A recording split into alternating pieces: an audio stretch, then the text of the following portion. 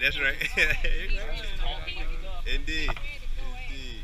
It's fun because I've noticed talking with this guy here. We'll start on one thing, and it's just a I will. constantly evolving talk. That's right. Thank you, sir. Appreciate you. Gotcha. I don't even remember what we were talking about a second ago. I think we were talking about eventually somewhere child support, then it went into another. Well, that was a tangent conversation. anyway. Yeah. That was just a small piece that I wanted to touch on. It's And we appreciate it. it's the issue about what does the word freedom fundamentally mean in this country? Is freedom is freedom something that some people are entitled to, or should you have freedom for everybody? I mean, it's like when I was out here talking to a guy earlier about like the whole gay rights issue. I mean, I'm sorry, but my fundamental belief revolves around the idea that all human beings fundamentally deserve the same rights. There shouldn't be any group that has less of a right to get married or start a family or do any of the things that you should be entitled to as an American than I do. And when you step in, you place these artificial divisions between us, that's what leads to things like the Dylan Roof massacre. People believe that people who aren't like them, or they believe that people are fundamentally different from who they are. All human beings share certain experiences. I mean, we all fall in love, we all form marriages, we all fight, we all argue, we all got to pay taxes, we all got to deal with similar things. So we're all entitled to the same ability to pursue our dreams. And when you step in, you say somebody's got less of a right to make something of themselves than I do just because of the way they were born. Man, I couldn't be more against that. Yeah. And at the same time, recognizing that not everybody has the same experience in this country. If you grow up in the suburbs, if you grow up with a loving family, you have a lot more advantages than someone who grows up in a single-parent household in an inner city with school system that's run down. Well, I mean, it's about a lack of opportunity, and that's what people that we were talking out here too with the federal flags, what they don't fundamentally understand. There are people that grow up with a lot different experiences being an American than they do. That's why we still need affirmative action. That's why we still need things that level the playing field a little bit. Because otherwise, you have such a growth in inequality that you have some people that can make it and a whole lot of people that can't. And if you want to have a democracy, you need you need a functioning middle class. You can't have discrimination like we have against African Americans in this country and the poor. I mean, people think it's a racial issue. It's not just a racial issue. It's about a war on poverty, too. But it is a racial issue, but it's not a personal, individual racial issue. It is a systematic racial issue. It's the fact that even though I grew up in a poor, single-parent household because I'm a white male, I have privilege in this country that others don't. I mean, just on the basic level, you know, if I decide that I want to move to Europe tomorrow, I will be known as, on paper, an expatriate. You know what I mean? But if this guy right here does the same thing, he's going to be labeled an immigrant. You know, that is blatant racism that isn't done from person to person, but is built into the system itself. Well, and that's just one very small example. There's socioeconomic issues at place. I mean, we've never been truly equal in this country, but there are times we've been a lot less unequal than now. There's been a time when we haven't had such a tremendous gap between those at the top and those at the bottom. There's been a time when we had a citizenry that was maybe a little bit more informed than we are today about issues, because you didn't have so much confusion in the media between talking points on either side on 24-hour news channels. I mean, it was there in a lot of ways. Like, having more media doesn't necessarily mean that we have better media. I mean, who are the people controlling the dialogue of the media? Exactly. Well, there's mainstream media and there's unconventional sources. Like there are a lot of great YouTube channels like the Young Turks. I mean, where you have, you like the Young Turks? Love them. Awesome. See? I mean, that's an example of where you get a little more nuanced view of an issue versus the talking heads that you find on MSNBC and Fox. I mean, yeah, I'm left wing, but I recognize that there's misinformation on the left just like there's misinformation on the right. Right. There are liberals out here that lump every Confederate flag waver in as being a KKK member or a racist, and that's not true either. You can't lump people into a group because you're never going to convince someone if you alienate them to begin with. I'm about trying to reach people that aren't paying attention. I'm about trying to reach people that haven't formed an opinion. I'm about trying to reach people that when I'm standing out here holding a sign, they're not flipping me off and they're not honking the horn. They're just riding by and not caring to begin with. This is the democracy. Stand up and pay attention. Participate. Of course not. We gotta wait till somebody dies. If you say that change is participate, if you're gonna go home and have pizza and Netflix. If you say that change is impossible, then so let's not even make an effort. Like I said before, if people always believe that since change is hard, there's no point in doing it, we'd still be feudal serfs. slow, agonizingly gradual process, but it's still one that you have to make, because if you don't, it's never going to get any better. You gotta want it. You gotta want And change. people say, oh, well, you know, racism is dead. Yeah, well, at least we're not lynching people in public anymore. You know, at least I can walk in Not the street. publicized. Exactly. At least it wasn't like it was when my grandmother grew up, where if you were an African American and and you walked in the street holding hands with a white person, oh my God, that was the end of the world right was there. social suicide. It was social Absolutely. suicide. You might as well be out here being tarred and feathered. I mean, at least that's what I talk about with change being a slow process. We're better than we have been, but we're not nearly as good as we can be. Indeed. You work towards the process. In the Constitution, you work towards a more perfect union. If things were perfect when we started out, we wouldn't need the Constitution we wouldn't need the ability to make amendments to the Constitution. It's true. They recognized then and there that, look, there are probably going to be some changes that need to take place. Indeed. That's Well, why. Even if Go it was ahead, man, I'm perfect, sorry. no, you're fine. You're fine. I love what you're doing. But that's the thing, is like, even if it was perfect for them, that doesn't mean 200 years later, the brand new group of people who are living in this world, it's going to be perfect for them. Times change, people change, ideas change, society changes. We have to be able to change along with it. And when, you know, we're still living on, you know, a mix of Bronze Age ideals, you know, with just the little small wins we've been able to make over the centuries. You know, I mean, you still have people who We're founded upon people make the mistake of just lumping America and saying that we're founded as strictly as a Christian nation. Yeah, Christianity is an important issue in this country and on the moral stamp of America. But at the same time, you can't ignore the fact that there were ideals of the Enlightenment that were put in place and other models of how to run a government.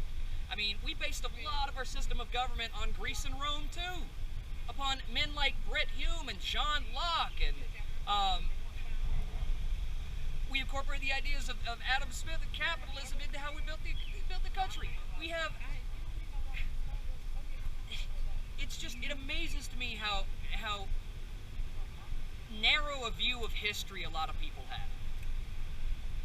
I mean, you have to learn, in order to have an idea of what democracy really means, man, you've got to know something about the French Revolution. You've got to know something about, you really need to read Immanuel Kant. I mean, he's easily my favorite philosopher. And this idea of what it talks about to be a moral person behind, about this idea of like the veil of ignorance. If you want to find out whether a concept doesn't make any sense, universalize it.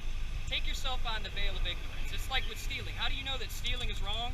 Because if everybody stole, then possessions would lose the very definition of having possessions. Personal property would lose all meaning.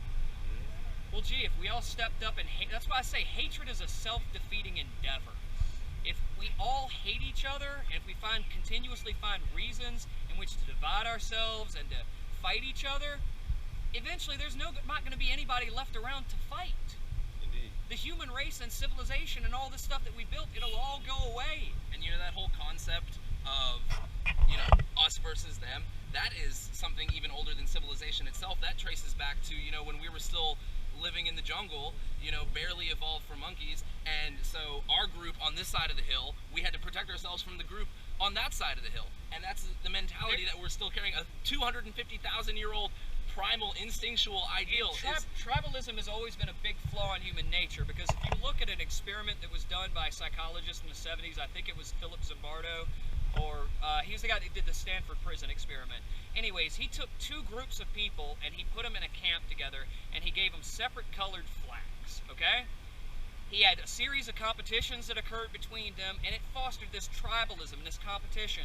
And when he tried to do away and say, okay, well, you're all the same team now, people still lumped themselves into their own individual groups. You know the only thing that allowed them to rise over tribalism in that experiment? What's that? They told people that the camp's water supply had been threatened, and the only way they could fix it is if they all worked together. It takes a threat greater than individual groups in order for people to stand up and recognize and say, look, we need to do something about it. That's why, as crazy as it sounds, there's I forget who it was, but somebody said one of the best things we could do to fix the economy would be if we had an alien invasion. Because people would be forced to stop fighting each other for a minute and to work and unite under to fight off a greater threat. I mean, do you really think that we'd have a risk of like massive warfare in this country if we were all fighting a common enemy? And the thing is, we have a common enemy right now. Everybody just ignores it. It's called climate change. It's called environmental degradation. It's called the fact that we're destroying this planet at a rate that we're going to need another planet by the end of the century just to support the amount of demand for resources that we're going to have. The problem with that is, though, that's such a gradual change. That's such a gradual and long-term threat. It's easy to keep putting it off and keep putting it off and keep putting it off. Well, you know, they're not just putting it off, it's being completely denied. Well, there's denialism too, but big business and the idea that if we do something about climate change, it's going to cost economic growth. Well, we're not really going to be able to have an economy if we have a lot of our cities that are underwater and massive immigration problems. Since most people live on coasts, and when you have flooding, that's going to cause migration that's going to go from coastal areas back into cities. And we don't have the infrastructure to support it. them. And you have the risk of warfare that can break out between countries like India and Pakistan that share a river together where they both get water supply from. I mean, look at how many other issues there are. There's not as much potable water on Earth as people think there is. Of the water on this planet, only 2% of it is fresh water, and only a certain percentage of that is in readily accessible form because a lot of fresh water is locked up in glaciers at the poles. That's why, if you look at what's happening out west with all the drought that's going on with in Arizona and California, it's because we have something that's put up there that was never meant to be sustained by nature. Well, as that, we've been allowing Nestle and corporations to privatize groundwater, completely strip it out, these natural resources, ship it out elsewhere to turn a profit. You know, it's a completely short-sighted goal that is only funded by the dollar. And it comes down to the same thing that always happens when there's problems, when there's economic issues, when there's environmental issues, when there's natural disasters. Who suffers the most? The poor. People who are well off to begin with can insulate themselves from it. They're in their bubble, absolutely. So that's why it comes down to like the social issue. Getting back to the flag for a minute. People have to recognize that we've got problems in this country that are only going to be addressed through talking about it, unifying, and trying to have a conversation in this country. And the longer that we put a lid on things, and we try to act like these problems don't exist, the worse they're going to be. The two biggest issues this country has right now are race and inequality, and the two are linked. They're social and economic issues that are indivisible from one another. What do you want to happen next week when lawmakers talk about the flag? I want them to come together and say, look, we need to honor our heritage, but we have to recognize that a lot of people see this symbol as something that's very divisive. And if we want truly to have a government of, by, and for the people, we have to be willing to bring as many people under this umbrella tent as possible. And if we have a symbol of racism and hatred, and a symbol that frankly in historical times has been used up as a sign to say, well, we don't welcome outsiders here, that's not what we should be doing. We should be trying to bring as many people into this city and state. We should do what America was designed to do. Take the best and brightest from across the world, bring them together, give them a system where they can profit, and say, look, do your thing. Use your talents to the best of your abilities, regardless of whether you're black, white, an immigrant, gay, African, it doesn't matter. If you're willing to work hard and better yourself, we're going to give you the opportunity to do it. And you can't send a message like that when you have a flag that sits up there and represents such a symbol of divisiveness and hatred to so many. I want the state legislature to say, look, it's 2015, it's time that we move past this. It's time that we recognize our history is important, but there's a proper place in which to honor our history. I want the flag down more than I can even stand. It's like, somebody said, well, somebody asked me if I was working on Saturday. I said, no. I said, I'm going to come out here to the protest. They said, man, well, you working is more important than the protest. I said, the protests are more important than whether I have a roof over my head. There's some issues that are more important than the individual. There's some issues that I'm willing to stand out here and fight and die for. I may not agree with your opinion, but I will fight and die for your ability to express it. If somebody wants to come to this country and say, because you're an American, you don't have the right for freedom of speech, no, I'll fight that until I literally die. Like, people talk about how can someone stand up and, you know, in a lot of ways that gives me a little bit of respect for Confederate soldiers, because yeah, if you're fighting to defend a way of life, even if it's a way of life that I disagree with, I still gotta have respect for someone who's willing to die for a cause. Yeah. So that's why I don't believe in burning the flag, I don't believe in desecrating it, I don't believe in disrespecting it. Because that, it's like they say, if you when you sink to the level of your enemies, you're just gonna end up being just like them. Like, no, you've got to be a little bit better than that. Right. You've got to be willing to say, look, I'm not going to be hateful like you guys and say that you don't have the right to express your opinion. You can express it, but the State House is a place where we should be welcoming of all peoples. Put the Confederate flag on the... I mean... Put it in the museum. Put it in a museum. If you want to put a soldier's monument up and have it... I don't even know what the solution is. I heard an interesting idea that we should replace the Confederate flag with an actual South Carolina soldier's flag, like the blue and white and starred one that we see around. That'd be nice. That's about the only compromise that I've heard that I would be really, that I might be willing to support. Because KKK members weren't burning people on crosses underneath the South Carolina, like, battle flag. It was under that flag. That's what I have a problem with. And there are economic reasons to take it down too. Look at the NAACP look at the NCAA boycott of this state.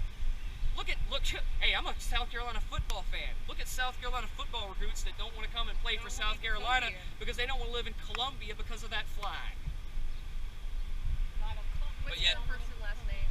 What's that? What's your name? My name's David, D-A-V-I-D, Cadieux, C-A-D-I-E-U.